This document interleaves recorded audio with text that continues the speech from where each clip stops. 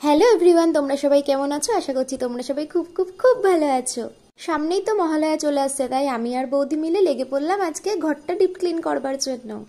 প্রথমেই চলে আসলাম ডাইনিং রুমে। দেখো ডাইনিং রুমটা সুন্দর করে আমি ঝেড়ে নিচ্ছি। প্রতি মাসে যদিও বা আমি আর বৌদি ঘরটা ডিপ ক্লিন করি, তবুও কোথার থেকে যে এই ঝুলগুলো চলে আসে বুঝতে পারি না।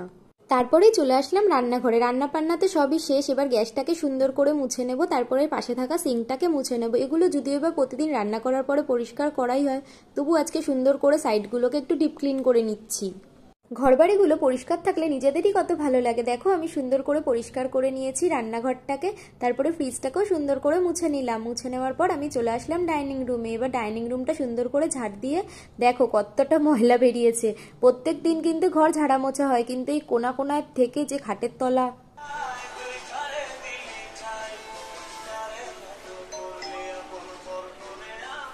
তারপর আমি চলে আসলাম ওপরের ঘরে। তারপরে দেখলাম ওপরে এসে বৌদি ওপরের ঘরটা ডিপ ক্লিন করছে। তারপরে বৌদি আমাকে দেখে সিঁড়িতে চলে গেল। বৌদি সিঁড়িটা পরিষ্কার করছে, আমি ততক্ষণে ওপরের ঘরটা মুছে নিলাম।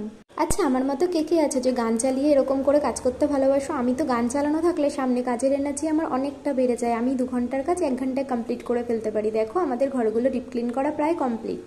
তারপরে আমি উপরের বেড কাভারগুলোকে চেঞ্জ করে দিলাম। তারপরে আমি চলে গেলাম নিচে। তারপরে নিচের বেড কাভারটাই চেঞ্জ করে দিলাম। ততক্ষণে দেখলাম পুকিমনা ঘুমিয়ে গেছে। আমরাও স্নান করে খেয়ে দিয়ে শুয়ে পড়লাম। তারপর সন্ধ্যাবেলায় আমি পুকির জন্য চাউমিন বানিয়ে দিলাম। পুকি উঠে তাড়াতাড়ি করে চাউমিনটা খেয়ে নিল। পুকি সোনার খাওয়া হয়ে যাওয়ার পর আমি ওকে নিয়ে গেলাম পড়তে দিতে। তারপর এসে দেখো আমি একা একাই নিজের ফটোশ্যুট করছি। কে কে আছে আমার মতো ফটো তুলতে ভালোবাসো? ভিডিওটা যদি ভালো লাগে প্লিজ লাইক, কমেন্ট, সাবস্ক্রাইব করে দিও। Love you guys, tata.